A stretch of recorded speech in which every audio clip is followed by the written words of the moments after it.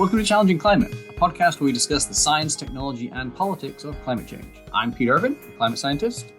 And I'm Jesse Reynolds, an environmental policy expert. Each episode, we bring on a guest with a unique perspective and deep expertise on climate change and put challenging questions to them. In this episode, I spoke with Oliver Morton, who is the briefings editor at The Economist and author of perhaps the best book on solar geoengineering today, The Planet Remade, How Geoengineering Could Change the World. And I think it was one of our easiest conversations to prepare for. We've known Oliver for many years. He's been on the geoengineering beat, I think, since I started my PhD back in 2009 when he was preparing to write his book. Yeah, in the discussion, we talk a little bit about what does an editor do at The Economist, which is interesting. But also, we get into geoengineering and the motivation for considering it. The fact that climate change is important and we should do something about it, and the fact that it's going to be really hard to cut emissions. That context hasn't changed, as we discussed, despite rapid changes in many areas, and still motivates the fact we should start thinking about ideas like geoengineering, radical ways to intervene in the climate system. And yeah, we talk about geoengineering a little, but also some of the other ways in which we've intervened in the natural system. And I had the opportunity to highlight to Oliver two ways in which he has changed my thinking about what he calls carbon geoengineering, which we typically call CDR for carbon dioxide removal, and solar geoengineering. And I think that these analogies, historical precedents, and speculative scenarios that he provides in his book and elsewhere have helped shake my thinking and perhaps those of others who are considering how innovative technologies, novel technologies, if you will, may have a role in managing climate change risks. Yeah, and I think what's interesting in his book, and we touched on this in the conversation, is this type of question, the should we intervene in the natural system, should we do something, has come up before. And he gives this really interesting example of the nitrogen cycle, leading to the chemists who developed the Haber-Bosch process. They set out to change the world and to intervene in the natural world, and then did it. So I think that's a really interesting analogy, and he really brings it out in his book, and we discuss it in this conversation. And it's a fun conversation, and we really enjoyed recording it. And now, Oliver Morton of The Economist.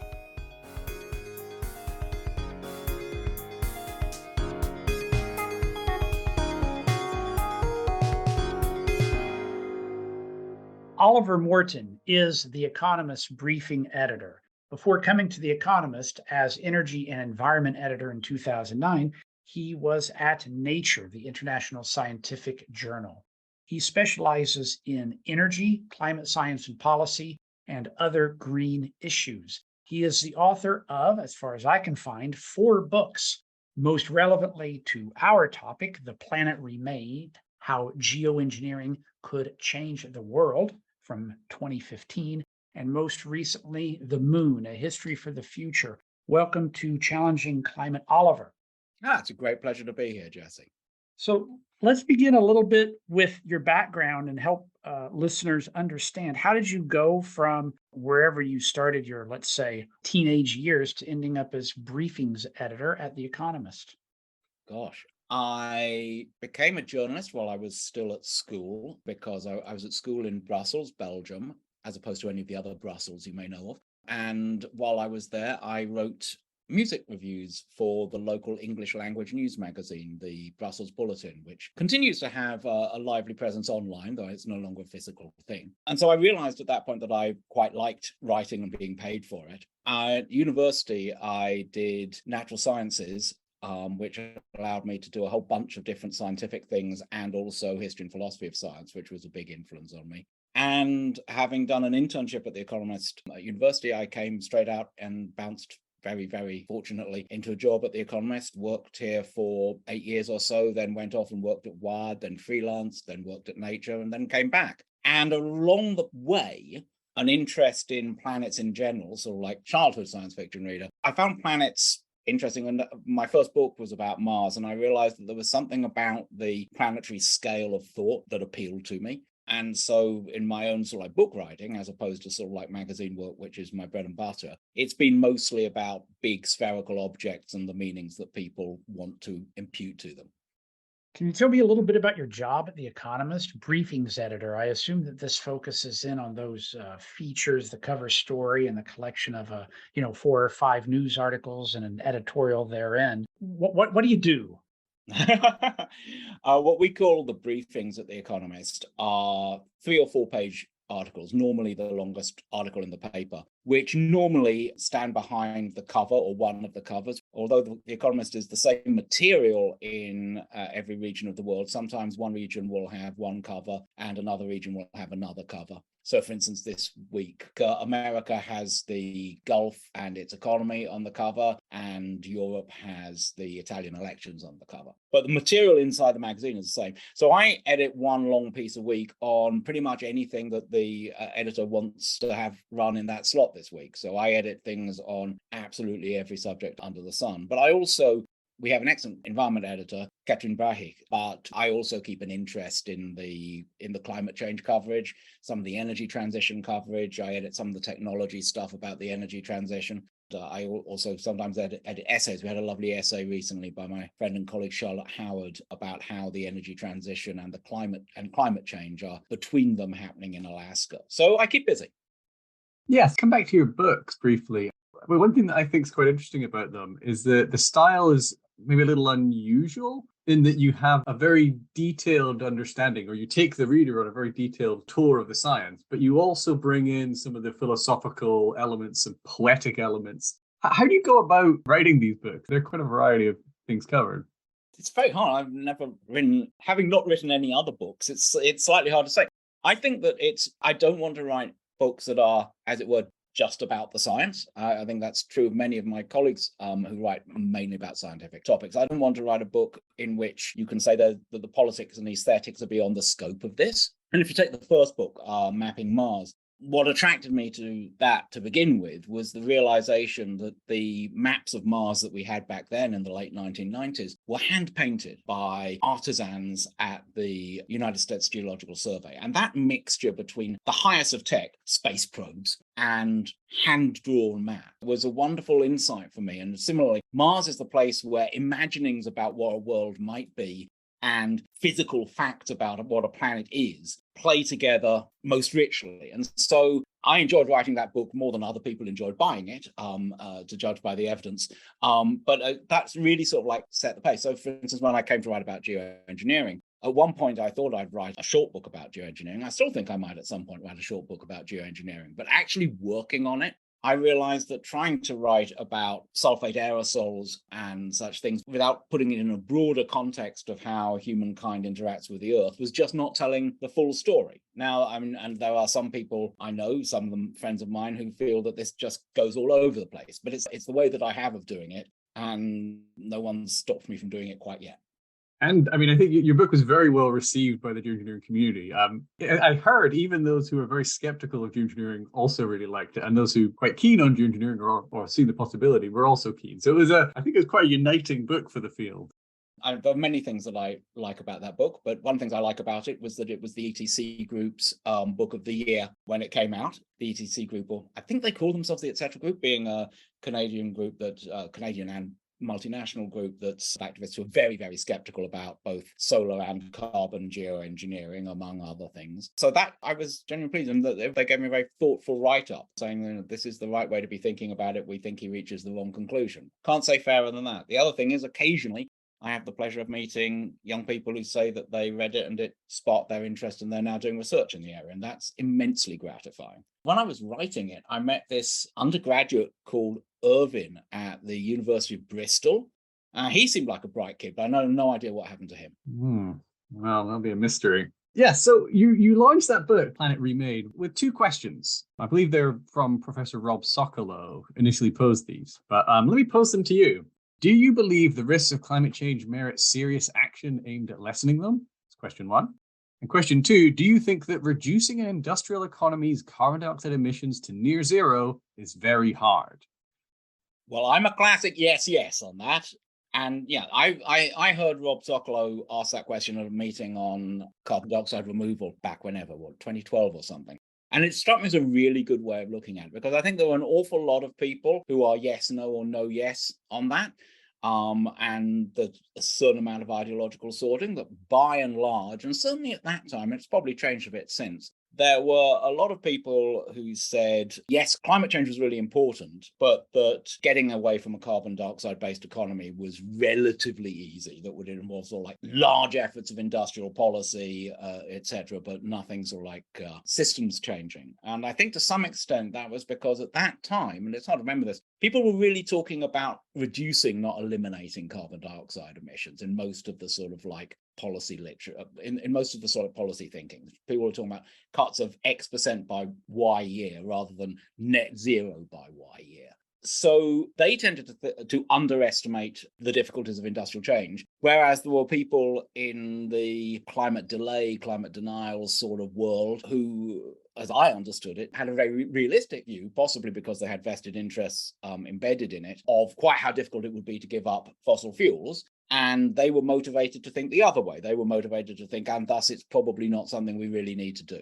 And the interesting thing for me about the way Rob framed that question was that if you're in the yes, yes camp, which I think many more of us are now, that doesn't necessarily push you in one or another policy direction, because, you know, you could be a really savage degrowth, deep green person and be in the yes, yes camp. Or you could be a completely Promethean geoengineer the shit out of this problem guy and still be in the yes yes camp. So it was interesting to me that it excluded people who I think have a certain sort of like ideological motivated reasoning. It didn't actually include people. It didn't have the same sort of like group thinkiness of itself. I think that's a really important way to look at it. Well, the book came out in 2015, so you must have finished writing it a little before that.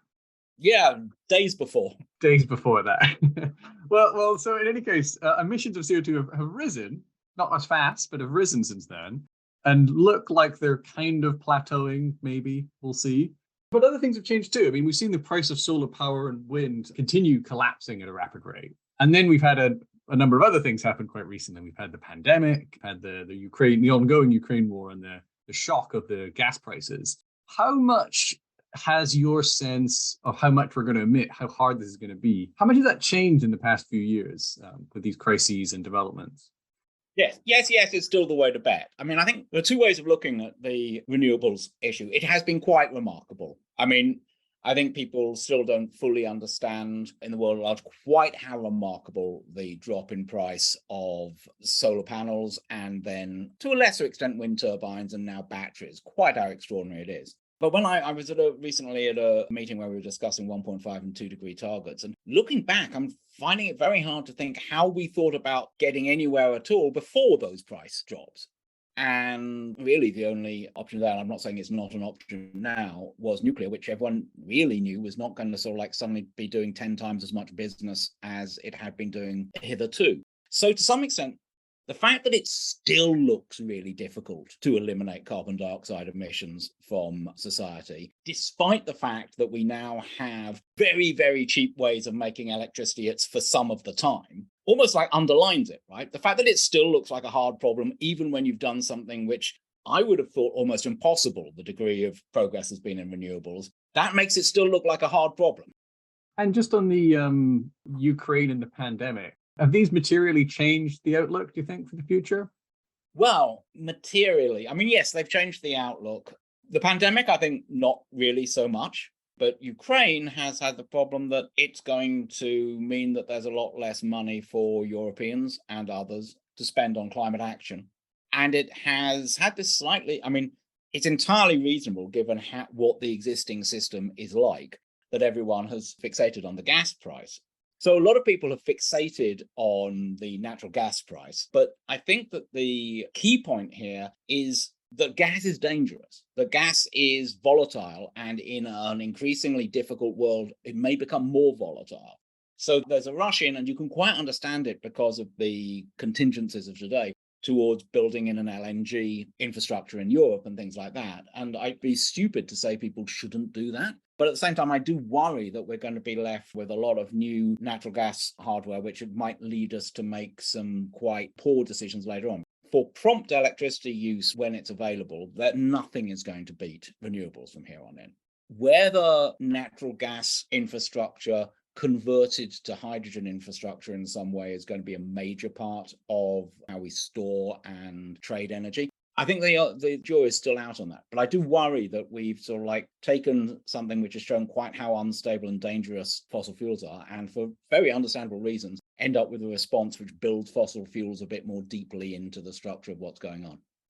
The subject of the Planet Remade is geoengineering.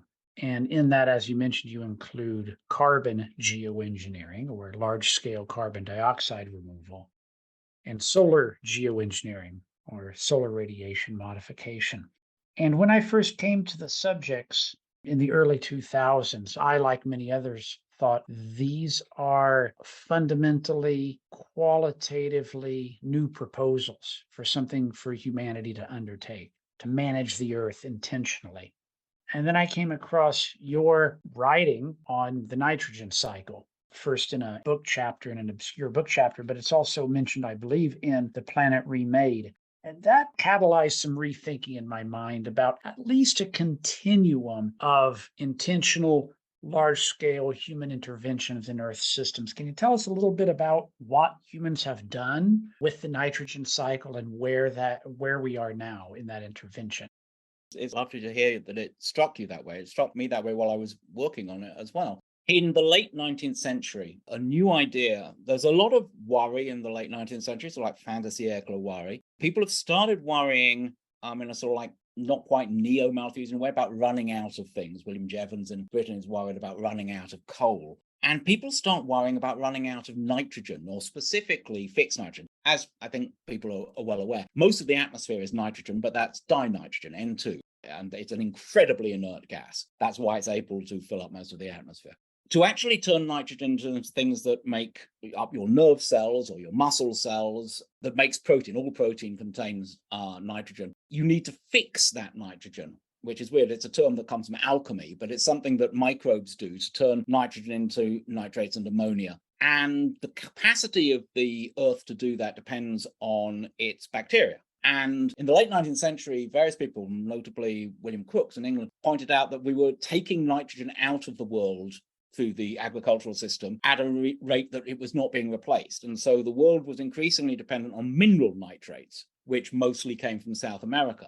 And that mattered partly because of food, partly because there was a feeling, and there was, as in everything at this time, a certain racism, that there was a feeling that the food that white people needed, which was wheat, needed nitrogen more than rice did. And so there were dangers to the Anglo-Saxon races in this.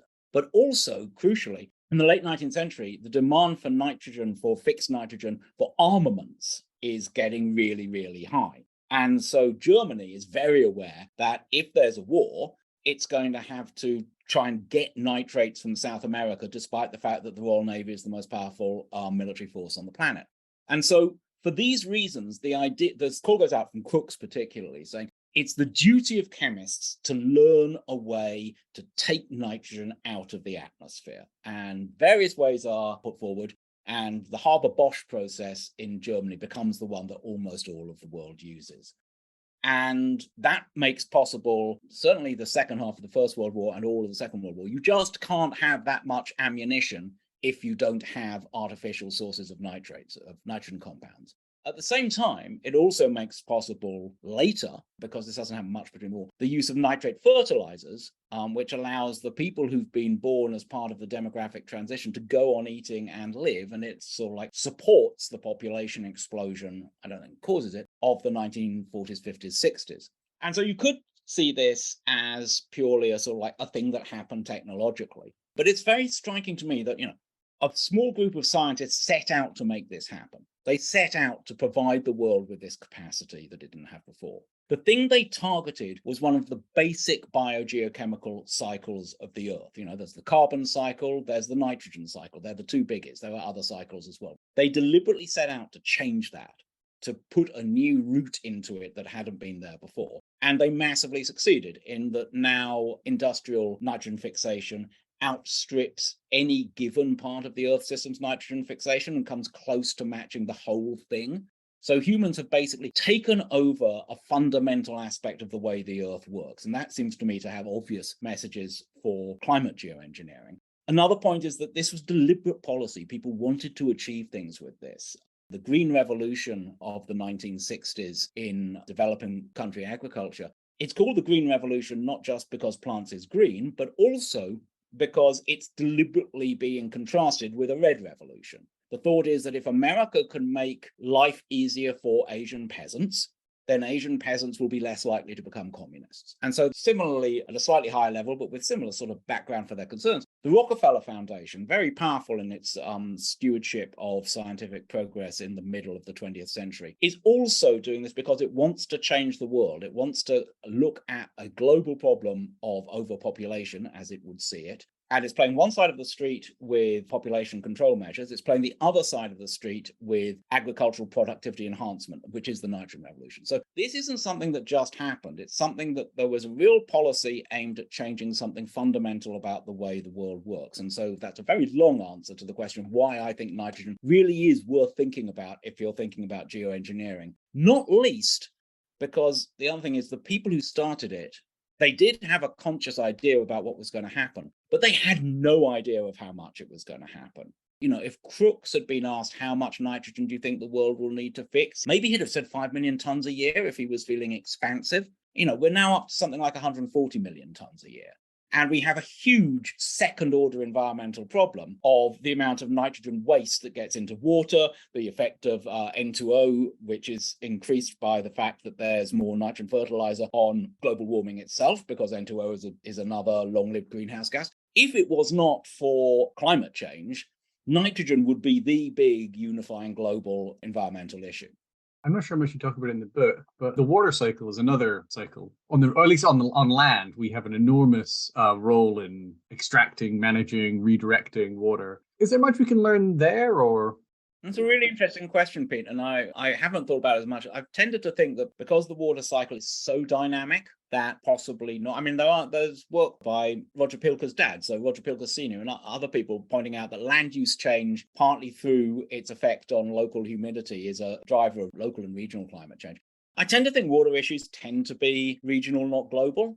I don't quite see how you'd go about wetting or drying the atmosphere on a global level, except, of course, through climate geoengineering, which, as you know far better than I, would change some aspects of hydrology worldwide. I mean, yes, humans have changed the courses of waterways, or the degree to which, there's a completely forgotten hydraulic history of the east coast of America from watermills that were made in the colonial and early republic eras and are now just completely forgotten. And people dig up sediments and think, how did these sediments come in? And then they realize, yeah, this used to be a mill pond. I think it's a really interesting. I don't think there's a systematic global way of looking at it, but I'd queue up to read the book that there is, the book that claimed there was. Getting onto the topic of your book, though, the core of it is the geoengineering techniques, carbon dioxide removal, so an intervention in the carbon cycle, and then solar geoengineering, an intervention in the energy budget of the planet. So I think our audience should be fairly familiar with these ideas because we've talked about them a few times in bits and pieces. But yeah, how have things moved on? You wrote the book back in 2015. And at that time, it was kind of just after the first wave, I'd say, of solar geoengineering research. The Raw Site report came out in 2009. Some initial research had gone on. I'd started my PhD, etc. But how have those two strands of geoengineering developed since then, since the book? I think the two strands have gone in quite different directions, and I think they will be reunited to some extent later on, but at the moment in two different directions, because Paris, which happened after my book came out, really made, for various reasons, made carbon dioxide reduction, negative emissions, an absolutely core part of all serious talk about climate change. Because by including even a sort of stretch goal towards 1.5, all the models of how emissions and climate interact suggest that in order to keep the climate well below, in Paris terms, 2 degrees above the pre-industrial, you have to take carbon dioxide out of the atmosphere. And that was absolutely not something on the agenda at the times of Kyoto, or even nearly at the time of Copenhagen. But this is now completely normalized. And there's been a lot of, and now there are companies which are like Carbon Engineering and Climeworks, which are offering to take carbon dioxide out of the atmosphere for specific purposes. There's a new set of interests in what are called nature-based solutions. There are people like David Beerling at Sheffield working on enhanced weathering. So there's a lot of interest now in negative emissions, but not, I think, an interest that is anywhere up to the scale needed, given the importance that they now play in views of becoming carbon neutral by 2050 or 2070 or whenever. So it's been good for carbon engineering in the sense of raising its profile, though it's also raised a whole lot of expectations of it that as yet, I don't think it's really close to meeting. Solar geoengineering, I thought after Paris that now that there were temperature goals built into international treaty obligations, which there weren't until then. There was no temperature goal in a binding resolution of the UNFCCC until Paris. The fact that there were now those goals, I thought meant people would say, well, these are temperature goals and we should look at other technologies for changing the temperature. And I was wrong about that. So solar geoengineering has moved towards the realm of policy discussion and is continuing to do so. And I think will continue to do so, but it's still not in any way sort of like a mainstream topic. You see it, I mean, it's systematically, and I'm not saying deliberately, but it's because of the way the IPCC does its work, it's systematically, I think, underplayed in IPCC reports because it doesn't fit into the scenarios that they're using. And I'm sure some of them like it like that. And I know some of them wish that they could do more, but that's the way the game is played. So there's, as you know, because it's been the foundation of your excellent career, there's been more academic work on it. There is now a solar geoengineering program at a major university. There are people who have tenured positions who did solar geoengineering work as their PhD work. So in terms of institution building within science, it's moving forward, but it's a drop in the ocean compared to where I think if you read something like the National Academy of Sciences report last year, Reflecting Sunlight, they're talking about an effort to understand solar geoengineering that is at least an order of magnitude beyond what we're currently seeing. I guess one of the big differences between the two broad approaches is there's a lot of money to be spent and hence made capturing carbon from the atmosphere. Whereas for solar geoengineering, there isn't. I mean, there are some planes to be built for stratospheric air solar geoengineering and so on, but it's a relatively small component. Does the sort of lack of a financial interest, the lack of an industrial interest, does that make a big change? Is that responsible partly for this, or do you think it is just the readiness of policy to consider? It's really the fact that this is oversimplistic, but it's the fact that you can put negative emissions into the sort of models by which one analyzes future climate policy simply by changing the sign. That's why they're called negative emissions. And so when you need to make these frameworks look as though the policy goals are achievable, that's how you do it. And also, although in fact, there are very strong reasons why one might be skeptical, as indeed our friends at the Etc. Group are, about large-scale bioenergy and carbon capture and storage, for example, which would be one way of doing negative emissions, which would be growing plantations of bioenergy crops, burning them in power stations and capturing the carbon from those power stations. That's a very big land use commitment. You know, these are land use commitments on the size of large countries like India and Argentina. But that tends to be ignored on the basis that not emitting carbon and then taking carbon away, they seem like they have a sort of like kindergarten economics appeal that you made a mess, so you should clean up your mess. And that sounded slightly more mocking. It's not mocking. I think that's a good principle in kindergarten and in planetary management. However, it does sort of like normalize this vast technological undertaking in a way that I think is slightly unhelpful. And particularly, I think I was beginning to realize this when I wrote Planet Remade, but I realized it much more clearly later on.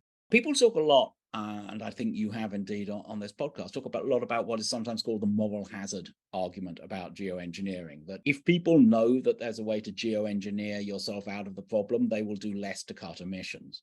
And I think that's a real issue. In some structural ways, it's the issue I worry about most with geoengineering. At the same time, we are actually seeing that with carbon geoengineering. We are actually seeing a process by which the world is relaxing, not its actual emissions trajectory, but what it thinks about emissions, because it thinks it can make up for them elsewhere later in a different way. And every specific ton of carbon dioxide can be treated as one that could be added to the number to be taken away later. So there's an absolutely smooth transition between emissions and negative emissions that really does facilitate moral hazard.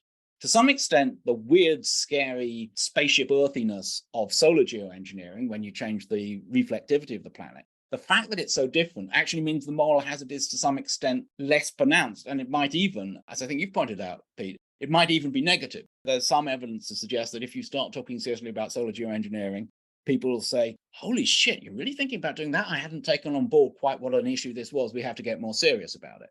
No one's saying that because of carbon geoengineering. So I think that's interesting that the moral hazard problem for carbon geoengineering is, if anything, worse than the problem for solar geoengineering. So, carbon geoengineering has taken a pretty big turn over the last decade or so, moved much closer to the mainstream of international and domestic climate change policy. Substantial amounts of money are being spent on research and development and small scale projects. But let's talk a bit about the current status and future of solar geoengineering. It hasn't taken any dramatic turns in increase in scale of activities in the last decade. A modest uptick, I think, might be a fair characterization. As you said, there's one research project at a major university. Research funding has slightly increased, but it's still a fraction of 1% of global climate change spending. Let's talk first about the short term and speculate. Let's do some informed speculation. Where might solar geoengineering research go in, let's say, the next 5, maybe 10 years, as well as where might the political discourse go? Well, I think coming back to the National Academy's report of last year, Reflecting Sunlight, they imagined a program ramping up into the sort of like, I think the number they give is $200 million over 5 years. I don't think that's necessarily what they get. But when we say mild uptick, I think there have been qualitative changes as well as quantitative changes. There are now at least a few NGOs actively involved in this area. I'm a trustee of one of them, the Degrees Initiative. There are others, Silver Lining, for example, in America. Those weren't there 10 years ago, 5 years ago. They do things, I mean, the one that I'm involved in, Degrees, works to build up the research capacity for understanding and interpreting solar geoengineering in developing countries. I consider it absolutely vital work. That was there in an embryonic form. It's now an independent, moderately well-funded entity that's doing its own stuff. So that's a qualitative difference. Similarly, there is now language in American legislation referring directly to things about solar and carbon geoengineering, but solar is what we're talking about here. That's something that there wasn't before. The existence of something like C2G, the Carnegie Initiative, which works on solar geoengineering governance, really did move the discussion slightly, but really towards the mainstream. And the Climate Overshoot Commission that's been convened by the Paris Peace Forum, which I know you're involved in, Jesse, is doing something similar again. So I don't think we should do this purely on the basis of, say, a citation analysis of what papers are being published. There is something going on beneath or beyond that. I think that what I would still like to see, probably more than anything else, is, having been aware of work on marine cloud brightening for well over a decade now, I would really like to see some of the brilliantly clever designs for how to make nozzles that produce trillions and trillions of tiny particles on a regular basis, done by wonderful people like Armand Neumann and others. I would love to see that actually tested. I would love to know whether you can actually brighten a marine cloud routinely through the use of this. It's something that we simply don't know. And it looks like you should be able to, but can you actually do that? That seems to me an entirely reasonable question, and also a question that is much less scary to people than even the question of putting small amounts of stuff into the stratosphere, because people can sense that, clouds are by their very nature, transitory. Though you don't always know it under the fog banks of San Francisco, but they are transitory. And so brightening a cloud just doesn't feel, with seawater, just doesn't feel like a bad thing to do. They also have regional effects that might be interesting. I mean, I recently had the great privilege of spending a month in the Santa Cruz Mountains and seeing the coastal fog layer coming in and helping the redwoods every day. I think that knowing how to manipulate coastal fog so it keeps doing that, even if left to itself, it wouldn't, that's something that people might be interested in. So I would love to see actual, real field research on marine cloud brightening. I would also really like to see some research on stratospheric processes in the stratosphere, because I think people don't appreciate how strange and unusual the stratosphere is. And you can't just make us all like a box at ground level that acts like the stratosphere, because boxes have edges. Stuff gets absorbed in the edges. And to really do something in something that works like the stratosphere, I think you have to do it in the stratosphere. And these could be very small scale experiments. Like I'm sure you've talked before on the program about SCOPEX, which is the long projected, anticipated, delayed, rethought experiment that the Harvard group is working on, Frank Koitch's group. And that's a tiny beginning. I think that you really do need to do some of that. And you also need to start thinking about some of the sort of like systematic things you might want to do if you were going to do a more ambitious research project in terms of real understanding of some of the climate, of some of the chemical processes in the stratosphere on a global scale that at the moment we really don't know. In some ways, I'm sure that there's great modeling studies on solar geoengineering still to be done. I'm sure that Pete is working on them at this very moment. At the same time, I think to some extent it's actually our knowledge of the stratosphere at the moment that might be the thing that you want to worry about most, because it's harder to actually really find out how the stratosphere works, to find out what strange mixtures of the physical effects of warming and the chemical effects. I think that that's something that if we were being serious, and that's really what I want people to be serious about solar geoengineering, not seriously committed to it, but just serious. We should be finding out more about how the stratosphere works. Marine cloud brightening is one where I think it gets a little bit of a pass because, fluffy clouds, making them fluffier seems fairly, benign. This is marine cloud brightening, not marine cloud fluffing. You're right. The fluffiness is pretty much the same either way. In any case, one of the issues I think it raises that I don't think has really been discussed very much, and I think this applies even at the field test scale, is what do you do with the weather forecast? You're making a weather forecast that's accurate circa 10 days, 7 days out, and you've got a proposed experiment. You can then make two weather forecasts, one with and one without the intervention, the experiment.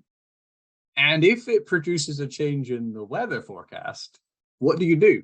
And similarly, this would apply every time you're running the marine cloud brightening deployment, is you've got weather forecasts with, without, or with certain variations of the deployment.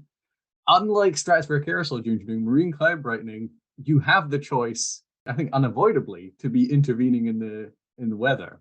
How do you think about that? Well, I must say, to start off with, I was not talking about regional scale testing of this in anything like the near term. I was just saying that having been, since I think I first went to a meeting that turned on the question of the nozzles you would need to make the particles that brighten the clouds 13 years ago, but I'd really like to see how those nozzles work. So that's just the first order thing. Before we say anything else about marine cloud brightening, working out whether you can really do it seems to me to be a really important question. I'm less worried about the question you bring up are interesting. They're not particularly worrying to me in that, A, this is an intervention that is intentionally meant to be in a very stable part of the weather system, right? The idea is to brighten these long, uninterrupted decks of low cloud over the seas. And to do that by making the clouds slightly brighter and the particles in the clouds slightly longer lived. And I don't think that you really affect any of the big dynamics that moving whole weather systems by doing that. You might do, but I don't think you do. I don't think there's any mesoscale modeling that suggests you do, but I could be wrong about that. At the same time, we already live in a world where people do cloud manipulation. They do much, much less of it than some people think, but they do more of it than most people are aware. So there are large-scale operations most winters to try and increase the snowpack on the Sierra on the west coast of America by increasing precipitation. I don't think anyone worries particularly about how that affects weather forecasts, but PG&E think that they might get, 4% more precipitation in a given event because of this. And that's worth doing because winter snow is summer water and electricity. And so the fact that we have, and there's, as is well known, there's a lot of activity along these lines in China. There's some much more speculative in the Gulf.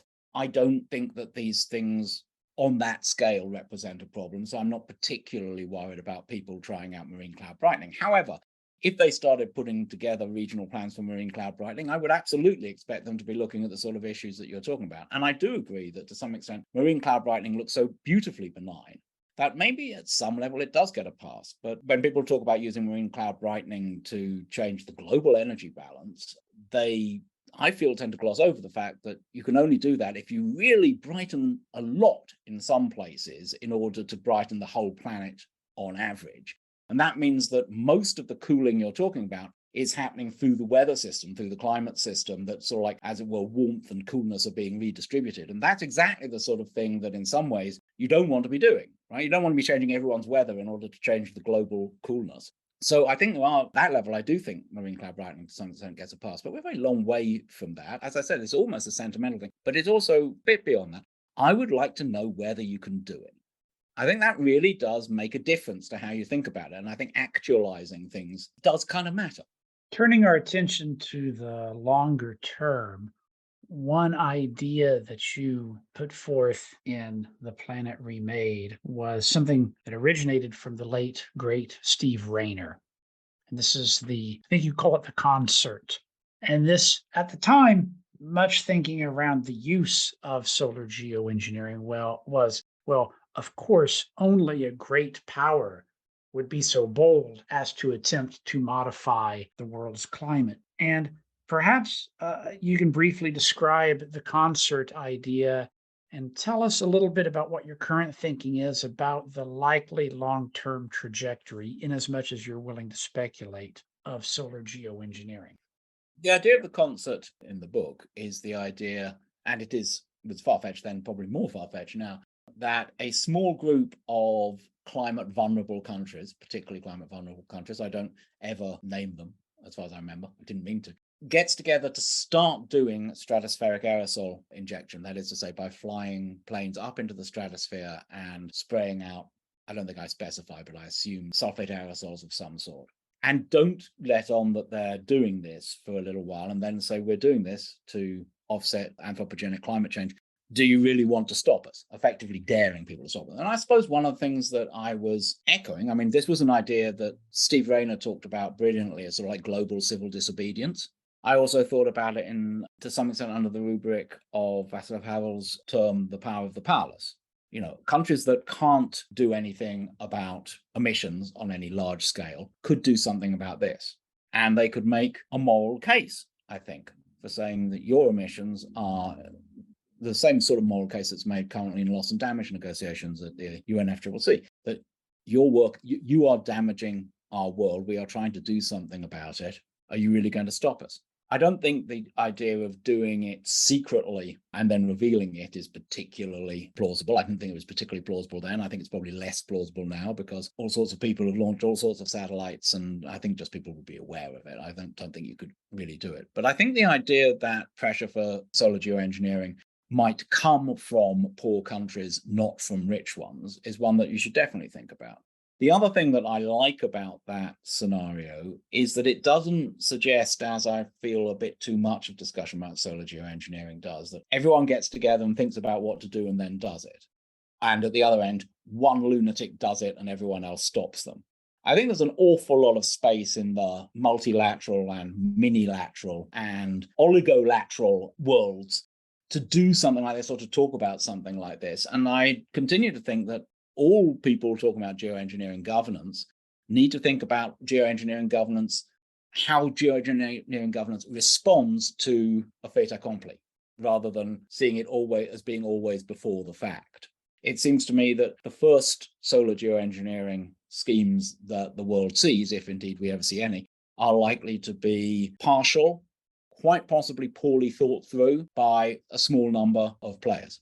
And one of the reasons I think the rest of the world needs geoengineering research is so that it could deal with that. Because I was very influenced by someone who I know is a friend of all of ours, Pablo Suarez, pointing out that you can't really understand the Argentinian invasion of the Falklands, or in Argentina, the Malvinas, in terms of being sort of like a rational military strategy.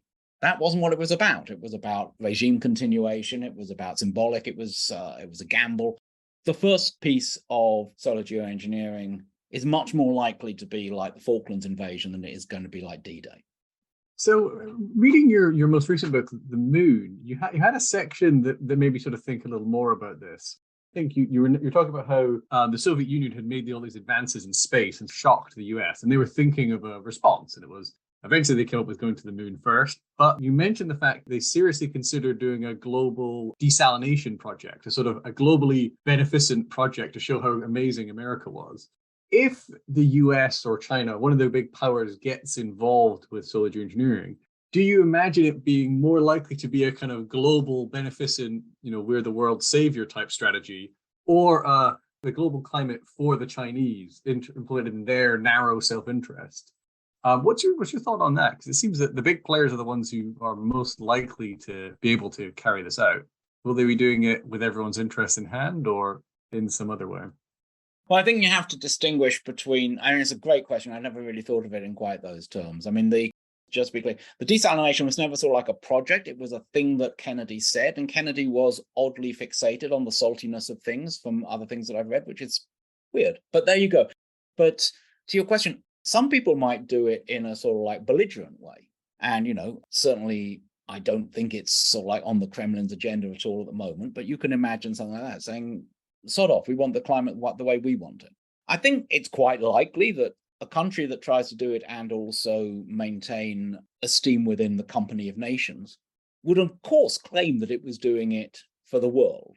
Whether a country actually would do it for the world, well, in a way, I think that the concert idea we were just talking about, the idea in my book of the small nations doing it because no one else will and they really care, that would be sort of like a way of showing a united world and a united aim.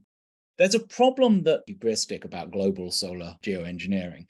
And to say that you're doing it for the whole world, it's very hard to do that without also sounding like you think that at some level the whole world is yours to play with. It's a sort of like stratospheric imperialism. And, I think people will make all sorts of claims both about why they are doing it and about why other people are doing it if it becomes done. And it will be very, very hard to distinguish them. Just as, for instance, it's quite hard to sometimes distinguish climate action at the moment, whether is this proposal for a border adjustment on the carbon price, is that protectionism or is that good climate policy? Is this industrial policy just to keep other people's EVs out of my country, or is this a policy that's meant to actually increase the global stock of EVs, by which I mean electric vehicles? It's very hard. I think wrong to think that any major policy initiative between nations or within a nation is monocausal. Everything is overdetermined when you get up to this sort of level.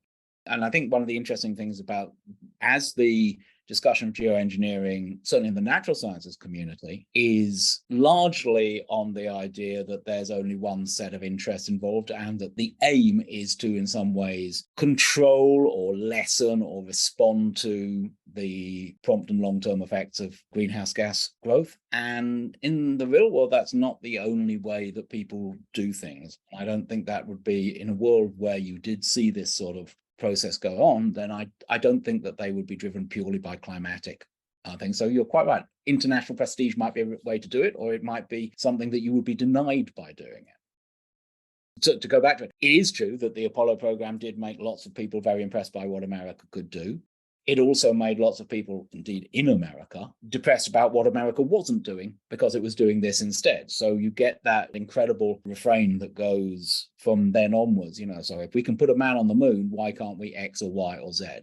So it cuts both ways. Great. Well, we usually end on a question of optimism, of hope. You in your writing, you take a long time scale, big picture, and you weave in some fairly dark possibilities with the lighter ones. So how hopeful are you about the future? And if you are hopeful, what gives you hope? This is the point where, as a sort of like pretentious cop-out, this is the point where you quote Gramsci from the prison notebooks and pessimism of the intellect, optimism of the will. People who don't think that there's a better world in the future tend not to work hard to make the world better, is my impression. I'm not by nature or by temperament a particularly optimistic person, but I have to, when I'm sort of like think about this, and it's interesting because we've talked about a number of my books, this is the one that sort of like stayed with me. This is the one where I'm sort of like involved in a community around these questions because I think that it really matters. And I think that part of that is a commitment to the idea that there's better and worse and we can work towards better. I tend towards possibly too often towards the sin of despair, but I try to control it. I noticed just before we were talking, and this isn't quite the tangent that it may appear, that it's the 25th anniversary of the Shawshank Redemption, a film that became much, much bigger than it was on its initial release because the idea of this film about hope spread and turned out to be incredibly powerful to people. And, that's why now routinely comes up sort of like lists of people's favorite ever films. And I think it's a lovely film. I think it's important to remember that its director, Frank Darabont, also adapted a different Stephen King story, The Mist, in a separate film that's been less successful, but which is a perfect companion piece to The Shawshank Redemption, because it's a piece about giving up hope. And I won't say much more about it. It's not a film for everybody. It's an incredibly powerful film, and it's one of the most, for me, it was one of the few works of art that has ever actually made me feel what I think ancient Greeks actually meant by catharsis. But it's about the sin of despair as opposed to the joy of hope. And I think that's something that we have to. It's so easy to despair. And sometimes I even find in myself that I'm doing it in a sort of like reflexive, slightly cynical, can't be bothered. You're never going to look. I mean, despair is always going to look a little bit cooler than hope, isn't it? And everyone's still a sort of like status conscious teenager at some level. I fight against despair at all sorts of level, and I would recommend that other people do so too. At the same time, you have to go back to the question you threw back at me at the beginning. Are the dangers real and severe? Yes, the dangers are real and severe. Is doing something about it really difficult? Yes, doing something about it is really difficult. You'd have to say on the odds that sounds like the sort of thing where people end up losing. Optimism of the will, it will be very bad if no one tries to make it better. I'll tell you that. Well, on that cheery note, our guest has been Oliver Morton, briefings editor at The Economist, author of several great books, including The Planet Remade and The Moon, A History for the Future. Thanks for being here, Ollie. It was a real pleasure talking to you both.